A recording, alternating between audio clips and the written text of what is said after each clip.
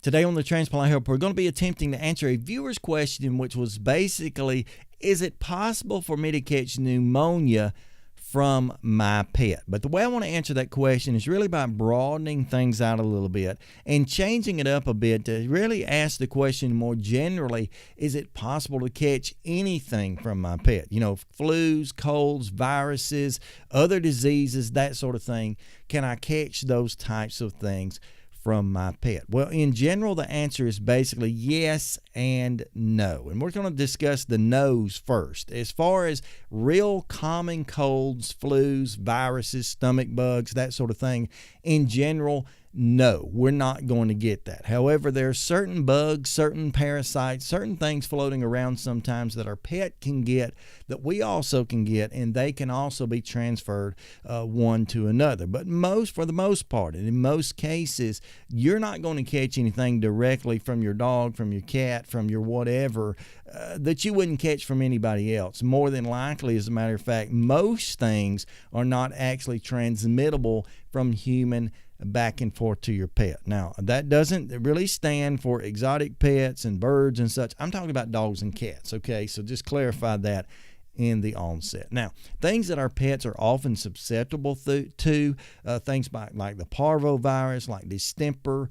like kennel cough, like heartworms, we're not going to get any of that as a whole. However, I do want to clarify that the parvovirus does have a certain strain known as the parvo B19, which we do get as humans, but in humans it's often called fifth disease, and it most likely affects younger children. It basically comes up with a fever and at the end of it, at least, a pretty severe looking rash. But nonetheless, you can do all that research on your own. But as far as the yes side of things, yes, there are certain diseases and illnesses that our pets can get that we in turn can get and even catch them directly from or indirectly from that pet. Things like Lyme disease, Rocky Mountain spotted fever, oftentimes our pets can get, especially in the summertime when the tick season is high. And I don't know what part of the world or country you live in, but in the South, ticks get really bad here in the summer.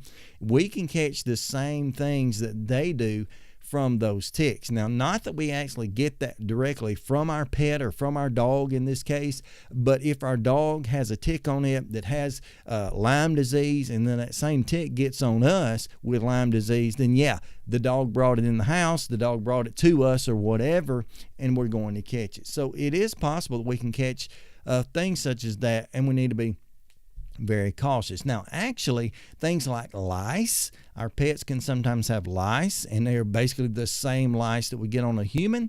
We can get lice from our pets, and of course, that's more of an uncomfortable thing, an embarrassing thing in some senses, and hard to treat at times. But we can catch lice from our pets. We need to be cautious about that.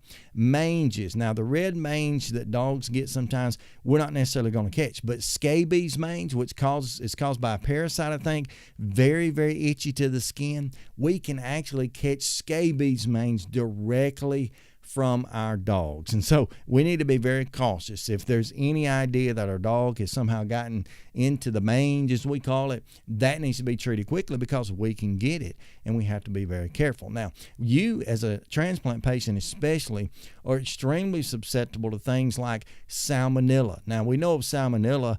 We think of it sometimes as being found on our foods and that sort of thing, but basically salmonella a lot of times is carried on the reptiles. And so if you're one who keeps a snake or a lizard or a turtle, bad in turtles, you can actually get salmonella from one of those. And that's why our transplant teams, more times than not, are advising us to not have any kind of reptilian or reptile in our presence. We need to stay away from that. And then there's another thing I want to add here, and this is where oftentimes there's a lot of confusion. You know, somebody says, well, you shouldn't have a cat if you're a transplant patient. That is somewhat true. I know a lot of people don't want to admit that. A lot of people are probably going to comment below the video and say, I got a cat, I love my cat, I'm not getting rid of my cat. I'm not arguing with you about your cat, but your cat litter can definitely be a problem. It's also the same reason why pregnant women are encouraged not to be around or at least changing litter boxes out. And it comes along because of something known as toxoplasmosis. Now, that's a big fancy word for I don't know what, but toxoplasmosis sometimes can be found inside of cat's litter, and we need to be avoiding it. And that's just another one of those things that we have to be careful that we can catch. So backing up and regrouping here, in general, you're not actually going to catch colds, flus, viruses. In the case of the actual question, truthfully, you're not going to be catching pneumonia from your pet. Again, I like the side of caution. I have no problem putting on a mask, but you're not generally going to catch that from them. Things that are more common among our pets, parvo, kennel cough, distemper, we're not going to catch. But things like Lyme disease, Rocky Mountain spotted fever, lice, scabies, mange, and salmonella, and this toxoplasmosis, we have to be very, very careful. So always lean on the side of caution, but just to clarify a few things, in general, no. Don't worry. If your pet's sick, take them to the vet, get them treated, and take good care of them, but you don't have to worry so much about yourself. I hope this helped you out in some way. If it has, how about go ahead and give this video a big thumbs up or a like. Share this out to some of your friends that might be interested in it. Of course, whether they're transplant patients or not, this is still good information to have. And also consider subscribing to this channel. If you're someone who watches these videos on occasion or on a regular basis, I'd love for you to subscribe today and just keep this thing going so I can continue to make this material, which I hope will advocate, educate, and motivate you as a transplant patient. Until next time, as always, stay stronger, friends.